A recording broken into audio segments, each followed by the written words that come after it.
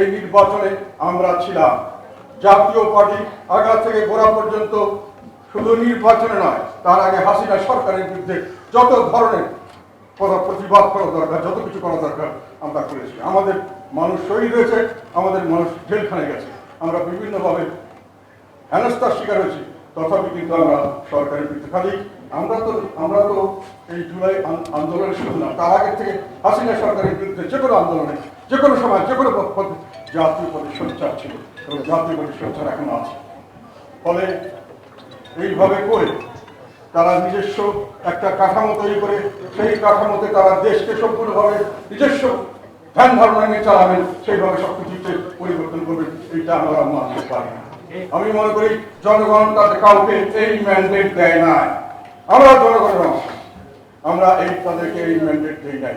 আমরা বিশ্বাস করি যে জনগণই একমাত্র সকল ক্ষমতার উৎস এবং জনগণই ঠিক করবে সেই জনগণ কি পদ্ধতিতে চলবে, কিভাবে তার জন্য যে সংবিধান আছে সেই সংবিধানের আমাদের যা কিছু পরিবর্তন তা করতে হবে।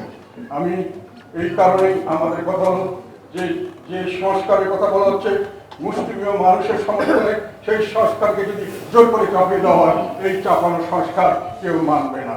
দেশ একটা অশান্তি থেকে আরো অশান্তিতে যাবে এবং সামনের দিকে আমরা বড় ধরনের দুর্যোগে পড়বো, বড় ধরনের বিপদে পড়বে বাংলাদেশ। আমরা সেই দিকে যাচ্ছি কিনা এটা সকলের চিন্তা করে দেখতে হবে।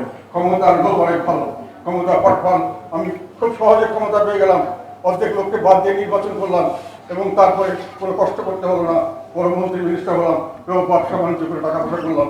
এটার ফলাফল কি হয়েছে এটা কিন্তু আমরা গত আওয়ামী লীগ সরকার আমাদের দেখেছি। তারপরেও আমরা এই একই ভুল করতে যাচ্ছি এবং একই গর্তের মধ্যে করতে যাচ্ছি, যেটাতে দেশ একটা অস্থিতিশীল হবে এবং বিশালভাবে একটা সমস্যার সম্মুখীন হতে পারে এবং দেশের মানুষকে আবার এই অশান্তি, অত্যাচার, আবার সেই হানাহানি, মারামারি, আবার সেই আন্দোলন, আবার সেই সংগ্রাম আবার শুরু করতে হবে এবং দেশের মানুষ হলো এটা করবে, বাধ্যই করবে।